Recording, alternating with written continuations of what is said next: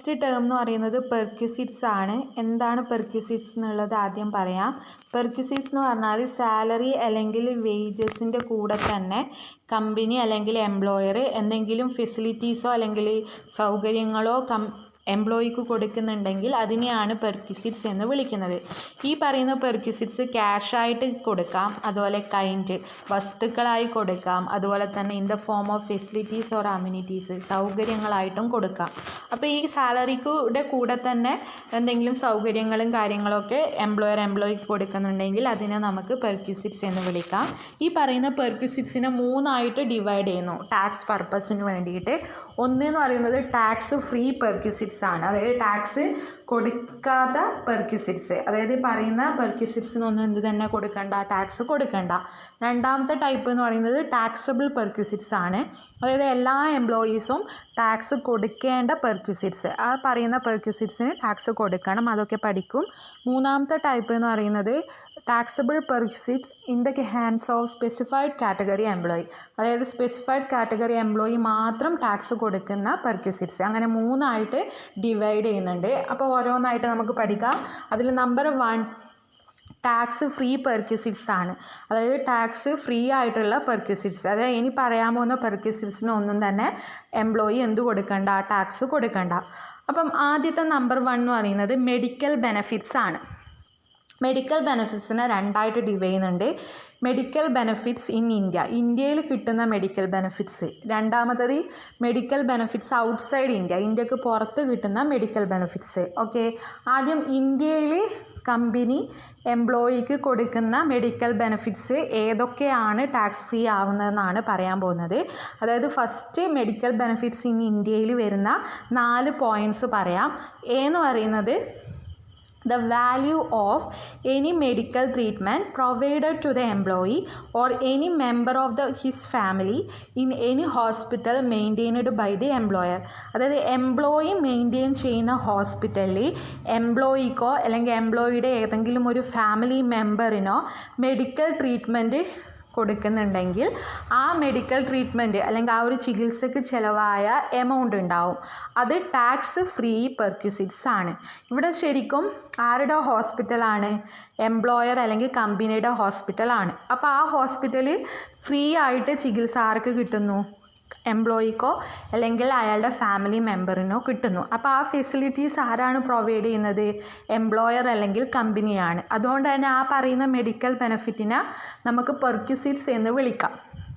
ഈ പറയുന്ന പെർക്വിസിറ്റ്സ് എംപ്ലോയിക്ക് ഫ്രീ ആയിട്ട് കിട്ടുമ്പോൾ അതിന് ടാക്സ് കൊടുക്കണോ വേണ്ടിയോ എന്നുള്ളതാണ് കാര്യം. കാരണം ഇതൊരു സാലറിയിൽ വരുന്ന കാര്യം തന്നെയാണ്, അല്ലേ? സാലറിയിൽ വരുന്ന ആ ഒരു ഫെസിലിറ്റീസ് എന്ന രീതിയിൽ കിട്ടുന്ന കാര്യമാണ്. അപ്പോൾ അത് ശരിക്കും അയാൾക്ക് കിട്ടുന്ന ഒരു റെമ്യൂണറേഷൻ തന്നെയാണ്. അതുകൊണ്ടാണ് അവിടെ ടാക്സ് വേണോ വേണ്ടിയോ എന്നുള്ള ഒരു കാര്യം വരുന്നത്. അപ്പോൾ ഈ പറയുന്ന പെർക്വിസിറ്റ്സിന് എന്ത് കൊടുക്കണ്ട? എംപ്ലോയി ടാക്സ് കൊടുക്കണ്ട. അതാണ് ഫസ്റ്റ് പോയിൻ്റ്. ബി എന്ന് പറയുന്നത് any amount spend by the employer for treatment in a hospital maintained by the government or local authority or approved by government or commissioner of income tax. അതായത് ഒരു government ഹോസ്പിറ്റലിലോ അല്ലെങ്കിൽ commissioner of income tax അംഗീകരിച്ച ഏതെങ്കിലും ഒരു ഹോസ്പിറ്റലിലോ എംപ്ലോയിക്ക് ഒരു medical treatment എടുക്കുന്നതിൻ്റെ ഭാഗമായിട്ട് ചിലവ് വരുന്നു. ആ ചിലവ് ആര് പേ ചെയ്യുന്നു? എംപ്ലോയിക്ക് വേണ്ടിയിട്ട് എംപ്ലോയർ പേ ചെയ്യുന്നു, കമ്പനി പേ ചെയ്യുന്നു. സോ അതപ്പോൾ അവിടെ പെർക്വിസിറ്റ്സ് ആയി മാറുകയാണ്. ഓക്കെ, ആ പെർക്വിസിറ്റ്സിനും എന്ത് കൊടുക്കണ്ട? ടാക്സ് കൊടുക്കണ്ട. അതാണ് ബി. ദെൻ സി എന്ന് പറയുന്നത് premium paid by employer on the health insurance of the employee under an approved scheme. അതായത് എംപ്ലോയിയുടെ ഒരു ഹെൽത്ത് ഇൻഷുറൻസിൻ്റെ പ്രീമിയം എംപ്ലോയിക്ക് പകരം എംപ്ലോയർ പേ ചെയ്യുന്നു, അതായത് കമ്പനി പേ ചെയ്യുന്നു. അപ്പോൾ എംപ്ലോയിക്ക് പകരം കമ്പനി പേ ചെയ്യുന്നുണ്ടെങ്കിൽ അതിന് നമുക്ക് പെർക്വിസിറ്റ്സ് ആണ് എന്ന് മനസ്സിലാക്കാൻ പറ്റും. ആ പറയുന്ന പെർക്വിസിറ്റ്സിന് ടാക്സ് കൊടുക്കേണ്ട, അത് ടാക്സ് ഫ്രീ ആണ്. ദെൻ ഡി എന്ന് പറയുന്നത് reimbursement of health or medical insurance premium paid by the employee. അതായത് ഈ പറയുന്ന മെഡിക്കൽ ഇൻഷുറൻസ് പ്രീമിയം ഒരു മെഡിക്കൽ ഇൻഷുറൻസ് എംപ്ലോയിക്ക് ഉണ്ടെങ്കിൽ അതിൻ്റെ പ്രീമിയം എംപ്ലോയി തന്നെ പേ ചെയ്യുന്നു. എംപ്ലോയി പേ ചെയ്തതിന് ശേഷം അത് റീഇംബേഴ്സ് ചെയ്യുന്നു. അതായത് ആ ഒരു പേ ചെയ്ത ഡീറ്റെയിൽസൊക്കെ കമ്പനീനെ കാണിച്ചുകൊണ്ട് അത്രയും എമൗണ്ട് കമ്പനി ആർക്ക് കൊടുക്കുന്നു? എംപ്ലോയിക്ക് കൊടുക്കുന്നു. അതിനെയാണ് റീഇംബേഴ്സ്മെൻറ്റ് എന്ന് വിളിക്കുന്നത്. അയാൾക്ക് ഉണ്ടായ ചിലവ് അയാൾ കമ്പനിയുടെ കയ്യിൽ നിന്ന് തന്നെ വാങ്ങുന്നു. അതാണ് റീഇംബേഴ്സ്മെൻറ്റ്. സോ അങ്ങനെ മെഡിക്കൽ ഇൻഷുറൻസ് പ്രീമിയം എംപ്ലോയി അടച്ചത് കമ്പനിയുടെ കയ്യിൽ നിന്ന് അല്ലെങ്കിൽ എംപ്ലോയറുടെ കയ്യിൽ നിന്ന് റീഇംബേഴ്സ് ചെയ്യുന്നുണ്ടെങ്കിൽ അത് ടാക്സ് ഫ്രീ പെർക്വിസിറ്റ്സ് ആണ്.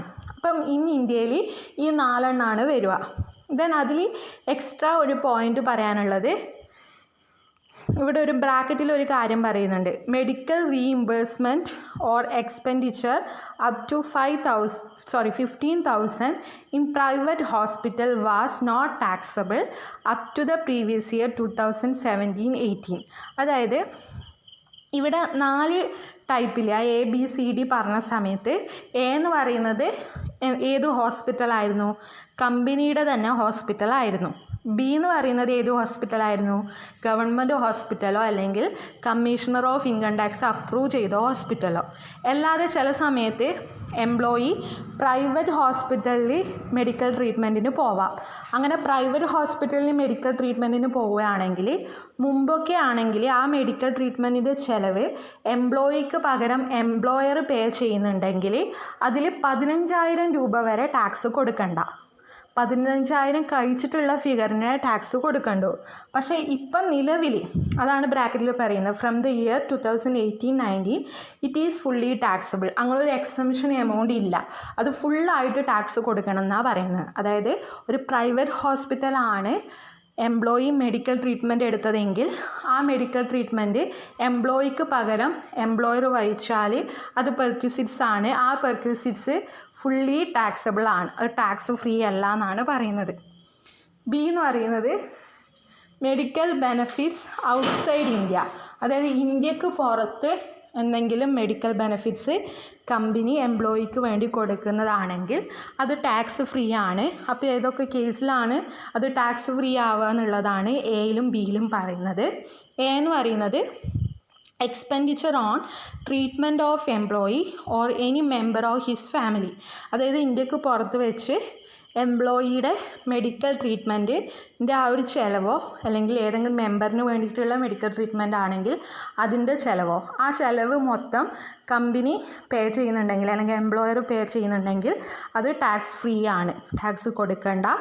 B എന്ന് പറയുന്നത് if the employer incur any expenditure on stay of the patient and 1 attendant abroad it shall be exempt as follows. അതായത് ഇപ്പം അവിടെ പുറത്തേക്ക് പോവുകയാണ് അല്ലേ, മെഡിക്കൽ ട്രീറ്റ്മെൻറ്റിന് വേണ്ടി പുറത്തേക്ക് പോവുകയാണെങ്കിൽ അവിടെ സ്റ്റേ ചെയ്യേണ്ടി വരും പേഷ്യൻ്റ്. സ്റ്റേ ചെയ്യുന്നതിൻ്റെ ഭാഗമായിട്ട് ചിലപ്പോൾ ആ പേഷ്യൻ്റെ കൂടെ ഒരു അറ്റൻഡൻറ്റ് ഉണ്ടാവും. അപ്പം ആ ഒരു അറ്റൻഡൻറ്റിനും അതുപോലെ തന്നെ ആ ഒരു പേഷ്യൻറ്റിനും സ്റ്റേ ചെയ്യുന്നതുമായി ബന്ധപ്പെട്ട് എന്തെങ്കിലും എക്സ്പെൻഡിച്ചർ ഉണ്ടാവുന്നുണ്ടെങ്കിൽ ആ എക്സ്പെൻഡിച്ചർ മുഴുവനായിട്ടും കമ്പനി അല്ലെങ്കിൽ എംപ്ലോയർ വഹിക്കുന്നുണ്ടെങ്കിൽ അതും ടാക്സ് ഫ്രീ ആണ്. പക്ഷെ അത് ടാക്സ് ഫ്രീ ആവുന്ന കേസിൽ 2 പ്രത്യേക കാര്യങ്ങൾ പറയുന്നുണ്ട് എങ്ങനെയാണ് അത് ടാക്സ് ഫ്രീ ആവുക എന്നുള്ളത്. അതാണ് ഇവിടെ 1, 2 എന്ന് പറഞ്ഞിട്ട് കൊടുത്തിരിക്കുന്നത്. ഒന്നാമത്തേൽ പറയുന്നത് expenditure on medical treatment and stay abroad shall be exempt to the extent permitted by RBI. അതായത് റിസർവ് ബാങ്ക് ഓഫ് ഇന്ത്യ ഒരു എക്സംപ്റ്റ് എമൗണ്ട് പറയും. ആ ഫിഗർ വരെ മാത്രമേ അത് ടാക്സ് ഫ്രീ ആവൂ. അതായത് അയാളുടെ ആ മെഡിക്കൽ ട്രീറ്റ്മെൻറ്റ് ചിലവും അയാളുടെ ആ താമസവും എല്ലാത്തിൻ്റെയും ചിലവ് കമ്പനി കൊടുത്താലും RBI ഒരു എമൗണ്ട് പറയുന്നുണ്ടെങ്കിൽ പെർമിറ്റ് ചെയ്യുന്നുണ്ടെങ്കിൽ ആ ഫിഗർ വരെ മാത്രമേ അത് ടാക്സ് ഫ്രീ ആവൂ.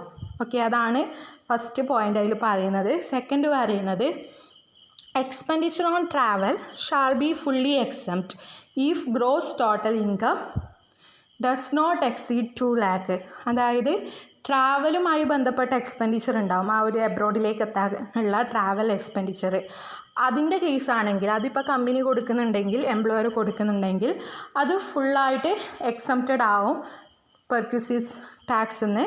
സോ അത് എക്സംപ്റ്റഡ് ആവണമെങ്കിൽ അവിടെയുള്ള നിയമം എന്ന് പറയുന്നത് ആ എംപ്ലോയി, ആ വ്യക്തി അല്ലെങ്കിൽ ആ ഒരു ആരാണോ എംപ്ലോയി അയാളുടെ ഗ്രോസ് ടോട്ടൽ ഇൻകം 2 ലക്ഷത്തിന് മുകളിലാവാൻ പാടില്ല. 2 ലക്ഷത്തിന് മുകളിലാണെങ്കിൽ അത് ഫുള്ളി ടാക്സബിളായി മാറും. 2 ലക്ഷത്തിൽ താഴെയാണെങ്കിൽ മാത്രമേ ഈ ഒരു ട്രാവൽ എക്സ്പെൻഡിച്ചർ ടാക്സ് ഫ്രീ ആവുകയുള്ളൂ. ഇത്രയാണ് മെഡിക്കൽ ബെനഫിറ്റ്സിൽ വരുന്ന കാര്യം. മെഡിക്കൽ ബെനഫിറ്റ്സിൽ അധികം എക്സാമിന് ചോദിക്കുക ഇന്ത്യയിലുള്ളതാണ്. പ്രോബ്ലത്തിൽ വരിക പൊതുവെ ഇന്ത്യയിൽ കിട്ടിയ മെഡിക്കൽ ബെനഫിറ്റ്സ് ആണ്. ഔട്ട്സൈഡ് പൊതുവേ ചോദിക്കാറില്ല. സോ അത് അത്ര ഇമ്പോർട്ടൻ്റ് അല്ല. പക്ഷേ തിയറി പർപ്പസിന് വേണ്ടിയിട്ട് 2 കാര്യങ്ങൾ പഠിച്ചിരിക്കണം, എഴുതിയിരിക്കണം. സാധാരണ തിയറി ക്വസ്റ്റ്യൻ ആയിട്ട് ഇത് ഉണ്ടാവാറുണ്ട്. ടാക്സ് ഫ്രീ തിയറിക്കും പഠിക്കണം, പ്രോബ്ലത്തിനും ഇത് മൊത്തം പഠിക്കേണ്ടതായിട്ടുണ്ട്. ഓക്കെ, മെഡിക്കൽ ബെനിഫിറ്റ്സ് ആണ് ഒന്നാമത്തെ ടാക്സ് ഫ്രീ പെർക്വിസിറ്റ്സ്. അതിൽ വരുന്ന കാര്യങ്ങളൊക്കെ പറഞ്ഞു. Then second one, tea or snacks or free food or non-alcoholic beverage provided in the office or factory. അതായത് നമ്മുടെ ഫാക്ടറിയിൽ അല്ലെങ്കിൽ ഓഫീസിൽ കമ്പനി എംപ്ലോയീസിന് വേണ്ടിയിട്ട് ടീയോ സ്നാക്സോ ഫ്രീ ആയിട്ടുള്ള ഫുഡോ അല്ലെ അങ്ങനെയുള്ള കാര്യങ്ങളൊക്കെ പ്രൊവൈഡ് ചെയ്യുന്നുണ്ടെങ്കിൽ അത് കമ്പനി എംപ്ലോയീസിന് കൊടുക്കുന്ന കാര്യമാണ്. അതപ്പോൾ പെർക്വിസിറ്റ്സ് ആണ്. സോ അത് ടാക്സ് ഫ്രീ പെർക്വിസിറ്റ്സ് ആണ്. ഇനി സെയിം ടൈം മറ്റൊരു പോയിൻ്റ് അതിൽ തന്നെയുണ്ട്. Meals in office hours is not taxable if the cost per meal does not exceed ₹50 per meal. അതായത് ഓഫീസ് അവറിൽ മീൽസ് കൊടുക്കുന്നത്, എംപ്ലോയീസിന് മീൽസ് കൊടുക്കുന്നത്, ആ ഒരു മീലിൻ്റെ കോസ്റ്റ് എന്ന് പറയുന്നത് 50 രൂപയിൽ എക്സീഡ് ചെയ്യുന്നില്ല എങ്കിൽ, പെർ മീലാണ് ഒരു മീലിൻ്റെ കോസ്റ്റ് 50 രൂപയുടെ മുകളിൽ എക്സീഡ് ചെയ്യുന്നില്ല എങ്കിൽ അതിന് ടാക്സ് കൊടുക്കണ്ട. 50 രൂപയ്ക്ക് മുകളിലാവുന്ന കേസിൽ എന്ത് കൊടുക്കണം? ടാക്സ് കൊടുക്കണം. ഇപ്പം എക്സാമ്പിൾ പറയുകയാണെങ്കിൽ കമ്പനി എംപ്ലോയീസിനൊരു 60 രൂപ വരുന്ന ഒരു മീലിന് 60 രൂപ വെച്ചിട്ട് പ്രൊവൈഡ് ചെയ്യുന്നുണ്ടെങ്കിൽ, എംപ്ലോയീസിന് പ്രൊവൈഡ് ചെയ്യുന്നുണ്ടെങ്കിൽ അതിൽ 50 രൂപയ്ക്ക് ടാക്സ് കൊടുക്കണ്ട. ബാക്കി വരുന്ന 10 രൂപയ്ക്ക് എന്ത് കൊടുക്കണം? ടാക്സ് കൊടുക്കണം. അങ്ങനെ. ദെൻ മൂന്നാമത് പറയുന്നത് residential accommodation provided at work site, project site, remote area. അതായത് അവിടെ കൃത്യമായിട്ട് റിമോട്ട് ഏരിയനെ സ്പെസിഫൈ ചെയ്യുന്നുണ്ട്. എന്താണ്? located at least 40 kilometers away from a town having population not more than 20,000. ഇപ്പം പ്രോജക്റ്റ് സൈറ്റിലോ വർക്ക് സൈറ്റിലോ ഒക്കെ അല്ലെങ്കിൽ ഒരു റിമോട്ട് ഏരിയയിലൊക്കെ വർക്ക് ചെയ്യുന്ന എംപ്ലോയീസ് ഉണ്ടാവും. അവർക്ക് അവിടെ തന്നെ ഒരു റെസിഡൻഷ്യൽ അക്കമഡേഷൻ, അതായത് താമസിക്കാനുള്ള സൗകര്യം കൊടുക്കുകയാണ്. സോ ആ ഒരു റിമോട്ട് ഏരിയ കൊണ്ട് ഉദ്ദേശിക്കുന്നത് പോപ്പുലേഷൻ എന്ന് പറയുന്നത് 20,000-ലെങ്കിലും താഴെയുള്ള സ്ഥലമായിരിക്കണം. അതുപോലെ തന്നെ കിലോമീറ്റർ, അതായത് ആ ഒരു സ്ഥലം എന്ന് പറയുന്നത് ടൗണിൽ നിന്ന് 40 കിലോമീറ്ററെങ്കിലും കുറയാതെ ദൂരം ആയിരിക്കണം. അങ്ങനെയുള്ള ഏരിയാസിനെയാണ് റിമോട്ട് ഏരിയ കൊണ്ട് ഉദ്ദേശിക്കുന്നത്. ഇപ്പോൾ പ്രോജക്റ്റ് സൈറ്റ്, ഇപ്പം ഫയർ ആൻഡ് സേഫ്റ്റി പോലുള്ള എംപ്ലോയീസ് ആണെങ്കിൽ അവരുടെ പ്രോജക്റ്റ് സൈറ്റ് എന്ന് പറയുന്നത് ആൾക്കാരില്ലാത്ത സ്ഥലങ്ങളിലായിരിക്കും അല്ലേ, അധികം പോപ്പുലേഷൻ ഇല്ലാത്ത കുറേ വിട്ട് മാറി, ടൗണിൽ നിന്ന് വിട്ട് മാറി ഇത്ര കിലോമീറ്ററൊക്കെ വിട്ട് മാറിയിട്ടുള്ള സ്ഥലത്തായിരിക്കും സൈറ്റ് വരിക. അപ്പോൾ അവർക്ക് അവിടെ തന്നെ ആയിരിക്കും അവരുടെ അക്കമഡേഷനും പ്രൊവൈഡ് ചെയ്യുന്നത്. അത് കമ്പനി കൊടുക്കുന്ന സൗകര്യമാണ്. അപ്പോൾ അങ്ങനെയുള്ളത് ടാക്സ് ഫ്രീ പെർക്വിസിറ്റ്സ് ആണ്. ഓക്കെ. ദെൻ ഫോർത്ത് വൺ എന്ന് പറയുന്നത് expense on telephone including mobile phone. അതായത് മൊബൈൽ ഫോൺ ഇൻക്ലൂഡ് ചെയ്തിട്ടുള്ള കാര്യമാണ്. ഇപ്പം എംപ്ലോയിയുടെ ടെലിഫോൺ എക്സ്പെൻസൊക്കെ കമ്പനി അല്ലെങ്കിൽ എംപ്ലോയർ പേ ചെയ്യുന്നുണ്ടെങ്കിൽ അത് ടാക്സ് ഫ്രീ പെർക്വിസിറ്റ്സ് ആണ്. ദെൻ അഞ്ചാമത് പറയുന്നത് employer contribution to staff group insurance. അതായത് ഒരു സ്റ്റാഫ് ഗ്രൂപ്പ് ഇൻഷുറൻസ് എംപ്ലോയിക്ക് ഉണ്ടെങ്കിൽ, അങ്ങനെ ഒരു ഇൻഷുറൻസിൽ ചേർന്നിട്ടുണ്ടെങ്കിൽ ആ ഒരു ഇൻഷുറൻസിൽ കമ്പനി എന്തെങ്കിലും കോൺട്രിബ്യൂഷൻ എംപ്ലോയിക്ക് വേണ്ടി കൊടുക്കുന്നുണ്ടെങ്കിൽ അതിനെയാണ് എംപ്ലോയർ കോൺട്രിബ്യൂഷൻ കൊണ്ട് ഉദ്ദേശിക്കുന്നത്. സോ അതൊരു പെർക്വിസിറ്റ്സ് ആയി മാറി, കമ്പനി കൊടുക്കുന്നതാണ് അല്ലേ. അപ്പോൾ അത് ടാക്സ് ഫ്രീ പെർക്വിസിറ്റ്സ് ആണ്. ദെൻ സിക്സ്ത് വൺ എന്ന് പറയുന്നത് employer contribution to approved superannuation fund up to ₹1,50,000. ഒരു അപ്രൂവ് ചെയ്ത ഒരു സൂപ്പർ ആനുവേഷൻ ഫണ്ട്, അതായത് എംപ്ലോയിക്ക് അങ്ങനെ ഒരു ഫണ്ട് ഉണ്ടെങ്കിൽ ആ ഫണ്ടിലേക്ക് എംപ്ലോയർ കോൺട്രിബ്യൂഷൻ നടത്തുന്നുണ്ടെങ്കിൽ അതൊരു 1,50,000 രൂപ വരെ നടത്തുന്ന കോൺട്രിബ്യൂഷൻ എന്ന് പറയുന്നത് ടാക്സ് ഫ്രീ ആയിട്ടുള്ള പെർക്വിസിറ്റ്സ് ആണ്. ഈ കോൺട്രിബ്യൂഷൻ അല്ലെങ്കിൽ ഈ ഒരു ഫണ്ടിൻ്റെ പേര് മാത്രം നോട്ട് ചെയ്താൽ മതി. അത് എന്താണെന്നൊന്നും പഠിക്കേണ്ട ആവശ്യമില്ല. ഇതൊരു അപ്രൂവ്ഡ് സൂപ്പർ ആനുവേഷൻ ഫണ്ടിനെയാണ് ഉദ്ദേശിക്കുന്നത്. ആ 1,50,000 വരെ അത് ടാക്സ് ഫ്രീ ആണ്. ദെൻ 7th വൺ എന്ന് പറയുന്നത് scholarship to employee or their children paid by the employer. അതായത് എംപ്ലോയിക്കോ അല്ലെങ്കിൽ അയാളുടെ മക്കൾക്ക് വേണ്ടിയുള്ള എന്തെങ്കിലും ഒരു സ്കോളർഷിപ്പ് കമ്പനി അല്ലെങ്കിൽ എംപ്ലോയർ പേ ചെയ്യുന്നുണ്ടെങ്കിൽ അത് ടാക്സ് ഫ്രീ ആണ്. ദെൻ 8th പറയുന്നത് conveyance facility from the place of employment to residence and back. അതായത് താമസിക്കുന്ന സ്ഥലത്തു നിന്ന് ജോലി സ്ഥലത്തേക്കും അതുപോലെ തിരിച്ചും ഉള്ള എന്തെങ്കിലും കൺവേയൻസ് ഫെസിലിറ്റി, അതായത് എന്താണ് ഗതാഗത സൗകര്യം കമ്പനി പ്രൊവൈഡ് ചെയ്യുന്നുണ്ടെങ്കിൽ ബസ് അങ്ങനെയുള്ള ഫെസിലിറ്റി പ്രൊവൈഡ് ചെയ്യുന്നുണ്ടെങ്കിൽ അത് ടാക്സ് ഫ്രീ പെർക്വിസിറ്റ്സ് ആണ്.